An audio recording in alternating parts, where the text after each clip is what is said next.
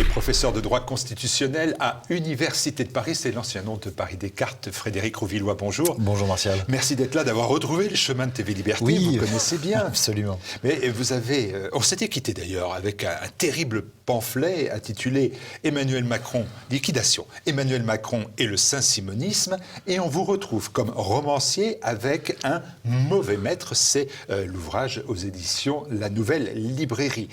Qui est véritablement Frédéric Rouvillois? Parce qu'il y a le professeur de droit constitutionnel qui vient nous voir, de Paris Descartes, de l'Université de Paris, le chroniqueur du magazine L'Incorrect, il y a l'essayiste, il y a le juriste, il y a le romancier. Qui est Frédéric Rouvillois? Répondez. En fait, c'est le même. J'ai vu qu'on m'avait posé la question, quelqu'un voulait savoir si j'avais bien écrit ce livre. C'est Élise Blaise, c'était pour d'accord. rire. Bon, on peut poser la question sur les précédents aussi. Oui, j'écris mes livres, sinon je ne m'amuserais pas d'ailleurs à venir les présenter chez vous, mon cher Martial. Et voilà, c'est toujours le même finalement qui écrit, parfois sous des pseudonymes bizarres comme Marsala ou autre, mais c'est moi. Et voilà, je crois que quelqu'un qui sait à peu près lire peut voir qu'il y a quand même une petite, il y a des ressemblances entre mes différentes... Oui, ce nouveau maître, c'est tellement vous qu'il y a peu de doute sur l'auteur de l'ouvrage. Mais néanmoins, ma question, elle est quand même... Vous n'y avez pas totalement répondu. Qui est Frédéric Rouvillois? Est-ce que c'est le romancier ou c'est quelqu'un qui s'amuse à faire des romans? Est-ce que c'est le professeur de droit constitutionnel avec ce que ça a un côté sentencieux? Oui. C'est les 2 ou les 3 ou les 4 ou les 10 en général, comme on dirait. Hein. Mais en fait, si vous voulez, je pense qu'on peut dire les mêmes choses et défendre les mêmes idées, ce que je veux être, ce qui est mon cas, notamment politique ou culturel, sous des formes différentes. Et on peut finalement aussi bien le faire sous la forme d'un ouvrage un peu de philosophie politique, comme mon précédent ouvrage sur Macron et le saint-simonisme, que dans le cadre d'un cours de droit constitutionnel ou de droit des libertés fondamentales que je professe donc à Paris Descartes, ou sous la forme d'un roman familial comme mon précédent, Les Fidèles, ou celui-ci sous la forme d'un petit polar un peu enlevé et un peu ironique. Donc, un mauvais maître. Et très très bien troussé, ce livre policier. Vous prenez la suite de ADG, de Peter Randa. Est-ce que vous avez une filiation ou pas du tout? J'ai pas vraiment de filiation, mais j'ai effectivement des admirations. J'aime beaucoup Peter Randa, mais j'ai surtout j'ai été baigné par ADG pendant toute mon enfance, ou en tout cas pendant toute mon adolescence. En tant que jeune militant d'Action française, avoir un auteur de romans policiers qui publiait dans la Noire et qui était clairement des nôtres, ça me faisait quand même très plaisir. Et j'ai acheté, lu, dévoré et récemment racheté la totalité de l'œuvre d'ADG, grâce qu'on peut maintenant avoir sur Internet. Et voilà, c'est pas une filiation, mais c'est en tout cas une amour et une amitié très forte avec cet auteur, avec sa façon d'écrire, avec sa façon de mêler un petit peu le rire, l'humour, l'amour et le sang. Et voilà, c'est ce que j'ai essayé de faire aussi un petit peu dans mon bouquin. Voilà, ADG à découvrir, mais on revient à votre ouvrage, Un mauvais maître. Frédéric Rouvillois, nous sommes à Paris, nous sommes en juin, 2 ans après la pandémie du Covid. Vous êtes optimiste parce qu'il n'y a plus de masques, ça c'est pas sûr que dans 2 ans on n'y soit pas encore. Et tout débute avec la découverte d'un cadavre. Absolument, un cadavre qu'on découvre dans un lieu qui est tout près de chez moi en réalité, qui est le square Montholon, qui a été à Paris, dans le 9e arrondissement, donc qui a été dit apparemment avant de devenir un jardin public, le parc de l'hôtel particulier de la famille des Sanson, autrement dit les grands bourreaux, les bourreaux de Paris, ceux qui ont notamment exécuté Louis XVI et tant d'autres. Donc voilà, un lieu marqué par quelque chose d'un petit peu inquiétant, où on retrouve effectivement le cadavre dans un costume très chic d'un monsieur qui s'est fait égorger et qui a en outre sur le front 2 lettres ou 2 chiffres, on ne sait pas très bien. Et donc, ça va être le début d'une enquête menée par 2 personnages, donc un commissaire un peu ventripotent et sympathique, qui s'appelle Loman, comme le commissaire de M. le Maudit, et sa petite copine qui est capitaine de police, qui s'appelle Morin, et qui donc voilà est une proche. Qui vont donc enquêter sur la question. À la victime, elle apporte un nom, bien sûr, c'est François Desnard. Il est agrégé de droit. Alors, sa veuve le présente dans l'ouvrage comme brillant, imbu de lui-même, éliminant les meilleurs. Et je me suis dit, rassurez-moi, François Desnard, ça n'est pas Frédéric Rouvillois. Ah non, ça n'est pas... Non, non. On peut être masochiste à 16 heures, mais c'est pas tellement mon cas. Et non, ça n'est pas du tout moi. C'est un mélange de différents collègues que j'ai pu approcher ou subir avec dans des doses un petit peu variables. Mais voilà, je pense que ceux qui savent reconnaîtront certains visages ou certains traits de caractère, mais ça n'est pas moi. Rassurez-vous. Je suis rassuré, je n'étais pas très inquiet. Néanmoins, c'est l'itinéraire d'un snob. C'est l'itinéraire d'un snob qui est quelqu'un qui est tout à fait snob, effectivement, extrêmement intelligent et brillant, et moralement épouvantable, c'est-à-dire d'un cynisme total, ne croyant en rien sauf en lui-même et en son intérêt, et qui va, au fond, voilà... potentiellement tout casser autour de lui. C'est un snob, un brillant, et on va dire, pour utiliser un mot à la mode en ce moment, mais qui veut vraiment dire quelque chose, c'est un manipulateur et un pervers narcissique de haut vol. Alors, une chose est sûre, c'est qu'à travers le portrait de Desnard, vous faites, vous, une description, alors, très peu flatteuse, du monde universitaire auquel vous appartenez. On va dire, mais il est en train de mordre la main qui le nourrit. Alors, pas du tout, selon en fait. L'expression. Vous êtes sûr. Si vous voulez, le titre a été choisi à dessein. Un mauvais maître, c'est ce qu'est finalement la victime, et ça explique finalement beaucoup de choses dans son itinéraire et dans sa mort, mais ça ne veut pas dire que tous sont des mauvais maîtres. Et à l'inverse, je dédie ce roman à des bons maîtres que j'ai approchés également, notamment un dont on a parfois et même assez souvent parlé ici, qui est notre ami Jean-Luc Coronel de Boissaison, qui a été de manière assez scandaleuse révoqué, exclu de l'université pour avoir défendu l'université à un moment où, à Montpellier, elle était fortement menacée. Et voilà, donc c'est à ce mauvais maître que j'ai songé en écrivant le livre, mais aussi à ces bons maîtres qui, au fond, sont sans doute beaucoup plus nombreux, beaucoup plus présents, et voilà, qui assument pleinement et de belle manière leur double casquette d'enseignant et de chercheur. Pourtant, Desnard, vous dites que, pour préciser sa personnalité, vous dites qu'à force d'avoir lu le Léviathan de Hobbes, il est convaincu que l'homme est un loup pour l'homme. Tout le monde finit par être convaincu que l'homme est un loup pour l'homme. Vous êtes convaincu du contraire? Non, je ne suis pas du tout convaincu du contraire. Mais je pense que la civilisation et la culture, c'est justement d'apprendre à ce loup, à ce loup qu'il faut se maîtriser et se canaliser même. Se canaliser, se calmer un petit peu et apprendre à vivre en société. C'est ça. Vous savez, j'ai beaucoup travaillé sur la politesse et sur le savoir-vivre. C'est finalement aussi l'une des réponses à l'accusation de Hobbes. Le problème, c'est que notre personnage, Desnard, a lu Hobbes, effectivement, c'est que l'homme est un loup pour l'homme, mais va assumer ça finalement avec une parfaite bonne conscience et va s'en servir même comme une sorte d'alibi pour chacun des moments de son existence. Il extermine les autres lorsque les autres le gênent, et il les extermine en disant que, de toute façon, l'homme est un loup pour l'homme, et donc il ne fait que assurer son rôle naturel. C'est aussi un loup pour les femmes qu'il n'aime pas finalement, ou qu'il traite très mal. Oui, c'est un loup pour les femmes, enfin un loup, parfois même un louveteau. Il est pas très apparemment féru de la gente féminine, sans qu'on sache très bien s'il est féru de l'autre sexe d'ailleurs.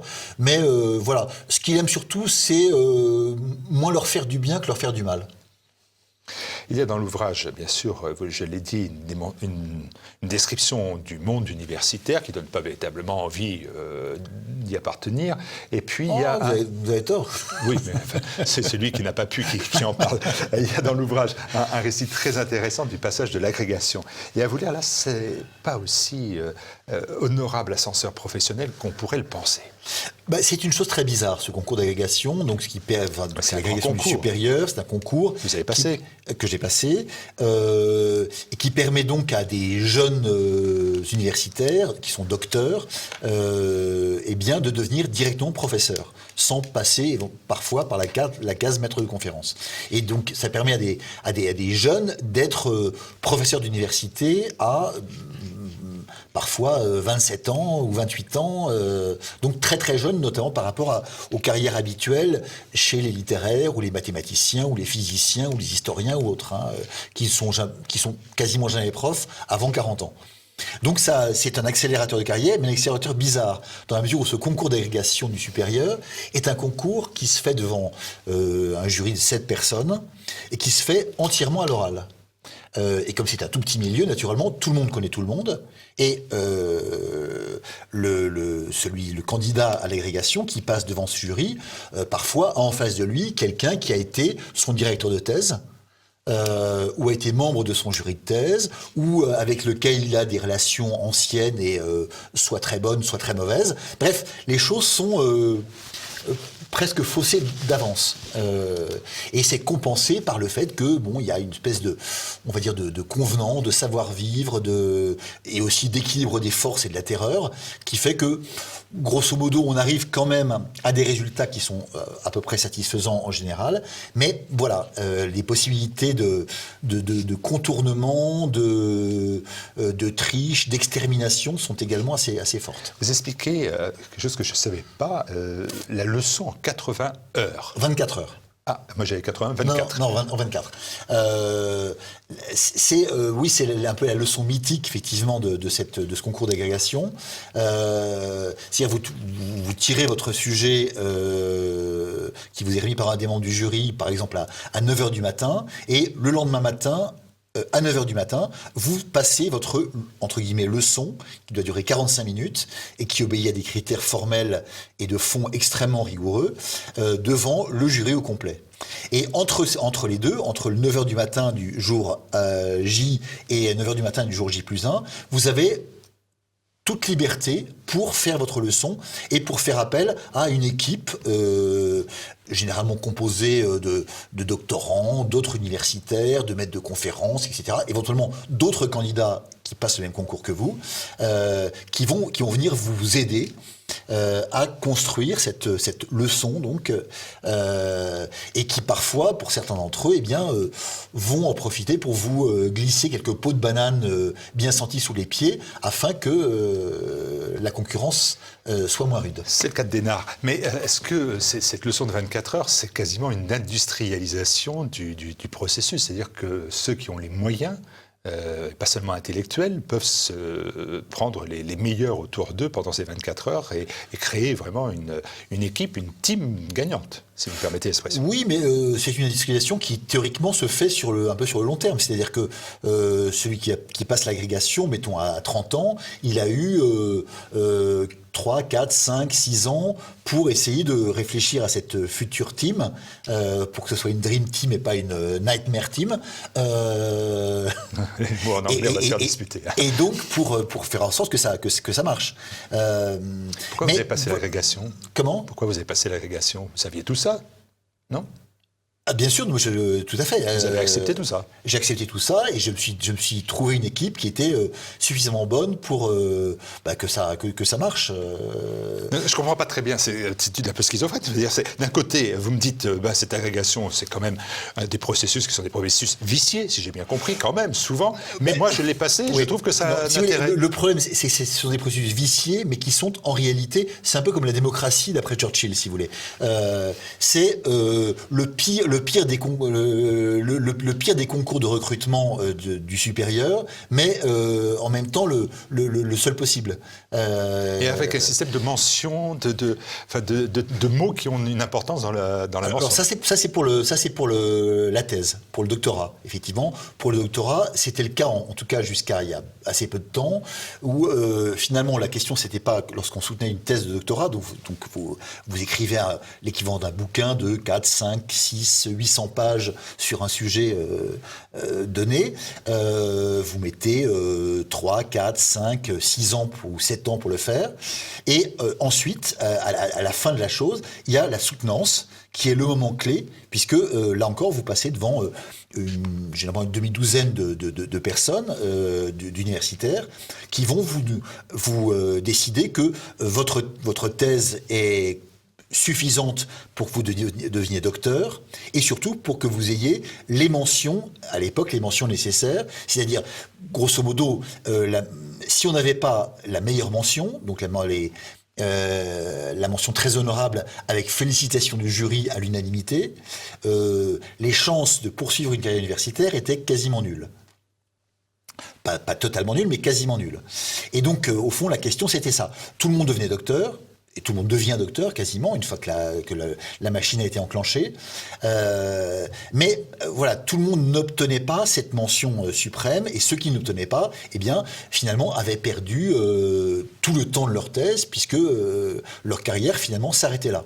Et c'est le cas de plusieurs, effectivement, personnages que je fais intervenir dans le livre, avec, là encore, c'est des choses que j'ai pas inventées. Hein, vous l'avez pas inventé parce que vous dans la plupart des cas. Non, parce que je peux vous lire.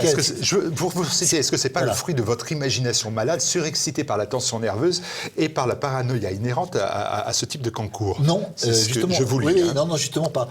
C'est vraiment du vécu, y compris dans les choses qui paraissent les plus invraisemblables. Par exemple, le fait que quelqu'un qui a malencontreusement écrit une note qui ne plaît pas à son directeur de thèse peut éventuellement se faire éliminer par celui-ci et finalement tout perdre. Mais alors, quand vous me dites que tout le monde se connaît, je pose une question béotien. Si, par exemple, on appartient au même cénacle, à la même obédience, c'est mieux, finalement, parce que tout le monde se connaît, tout le monde bien sûr, s'entraide. c'est beaucoup mieux, oui.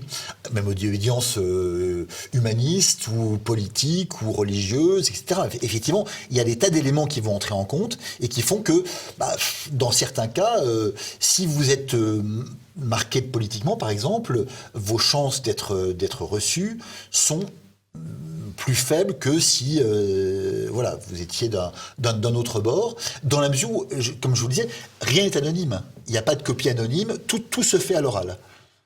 Et c'est pour ça que certains, il y a quelques cas qu'on cite avec admiration d'universitaires qui ont été agrégés, qui ont même été reçus majors de leur concours, alors même que politiquement, ils étaient d'abord complètement différents du jury qui les a agrégés. Ouais. Ça veut dire qu'ils étaient vraiment tellement au-dessus du lot qu'on n'a pas pu faire autrement que de les prendre. Alors, je poursuis dans mes questions idiotes, mais si on est de droite, est-ce que quand on sort avec les félicitations et l'unanimité du jury, c'est mieux que quand on est de gauche, parce que ça va de soi. Quand on est un engagement humaniste en faveur de la non-discrimination, comme l'est votre victime, la bien-pensance, ça paye.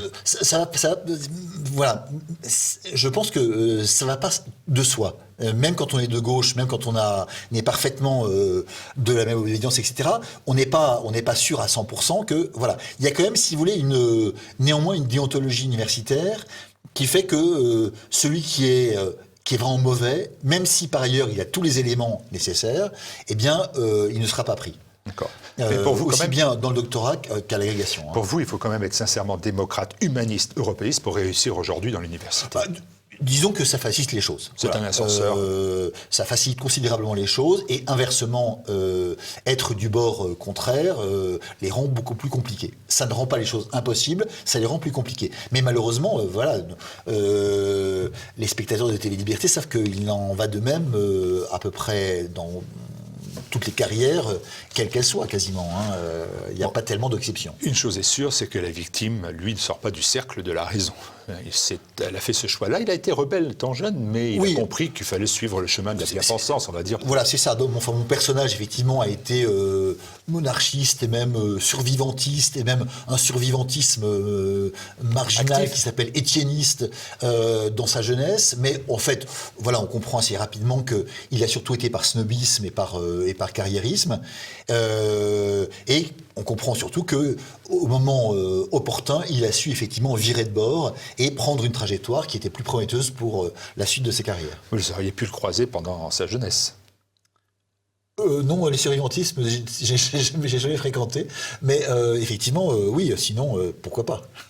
Votre critique acerbe du milieu universitaire va jusqu'à évoquer le fait qu'aujourd'hui, le choix de la voie royale en droit, c'est surtout de ne pas choisir la carrière universitaire.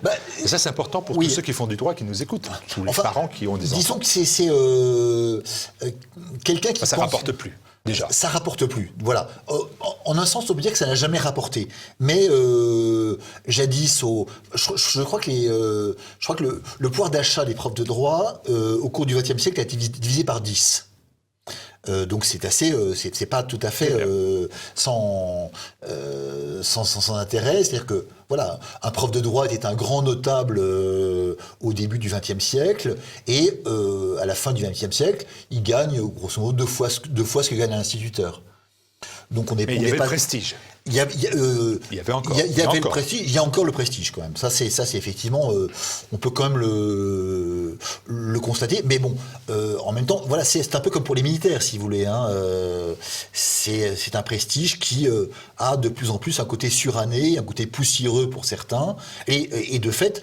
Ce que certains considèrent comme la voie royale dans notre monde où finalement l'argent est devenu le critère fondamental, c'est le métier d'avocat par exemple, ou d'avocat d'affaires en particulier, qui effectivement va assurer à ceux qui sont à la fois habiles, travailleurs et intelligents un rendement 5, 10, 20 fois, 100 fois supérieur à celui d'un prof de droit. C'est un regret ? Pas du tout. Non. J'évoque très souvent dans ce petit bouquin une fable de La Fontaine, j'adore La Fontaine, qui est Le chien et le loup. Le chien et le loup, c'est, vous savez, la fable dans laquelle un loup et un chien se croisent et finalement le chien explique au loup que finalement il a la belle vie, c'est tranquille, il a de quoi manger des choses délicieuses en permanence, on le caresse, on est gentil avec lui, et puis à la fin le loup voit ça en pleurant de joie et de bonheur, en pensant à ce qu'il va pouvoir faire, mais il voit que le chien a le cou tout pelé, il lui demande pourquoi est-ce que tu as le cou pelé, et le chien lui répond parce que je suis attaché toute la journée dans ma niche. Et le loup lui dit, tu n'as pas le droit de courir comme ça, où tu veux, en permanence, tu n'es pas libre. Et le chien lui dit, non, mais par contre, je mange autant que je veux. Et le loup, voyant ça, se tire. Et court encore. Est-ce que finalement, le temps passe et je ne veux surtout pas raconter l'histoire, car il y a une vraie histoire avec des vrais rebondissements. Non, c'est un vrai roman policier, c'est pas seulement un roman politique, il y a ça aussi, il y a un roman truculent, il y a un roman réac. Oui, mais ça, je ne dis pas. Voilà, absolument. Bon, mais est-ce que finalement, votre personnage, alors ça, c'est l'actualité qui vous rattrape, parce qu'au fur et à mesure que je lisais les pages sur François Desnard et son entourage, direct et indirect, je me disais, mais c'est le portrait craché à quelques déviations ou dépravations sexuelles près, pas des moindres, d'Olivier Duhamel. Oui, il y a effectivement des ressemblances assez fortes entre les deux. Je dirais que la ressemblance principale, effectivement, c'est quelqu'un qui a réussi à obtenir un pouvoir considérable et qui joue à plein ce rôle, effectivement, de pervers narcissique et de manipulateur sur son entourage, sur ses entourages, n'hésitant pas à écraser les autres, à leur montrer son mépris et autres. Ça, c'est tout à fait... La différence, je dirais, c'est que mon personnage, Desnard, est quelqu'un de effectivement extrêmement brillant et créatif, alors que Olivier Duhamel, même s'il a écrit ou signé un certain nombre d'ouvrages, reste quand même, je trouve, un penseur et un universitaire de deuxième ordre. Tous les deux tombent de leur piédestal à la fin. Tous les deux tombent de leur piédestal à la fin, alors pas de la même manière, en tout cas pas pour l'instant pour Olivier Duhamel, mais effectivement, voilà, ils tombent tous les deux de leur piédestal et au fond, je crois que tout le monde se dit que c'est bien fait. Oui, mais qui a tué Desnard ? Ça, il va falloir acheter l'ouvrage. Un mauvais maître. Merci Frédéric Rouvillois à la Nouvelle Librairie et sur la boutique tvliberté.com, sur la boutique officielle du site tvliberté.com où vous pouvez acheter cet ouvrage directement en passant par TV Liberté. Merci à vous Frédéric Rouvillois. C'est moi, Martial.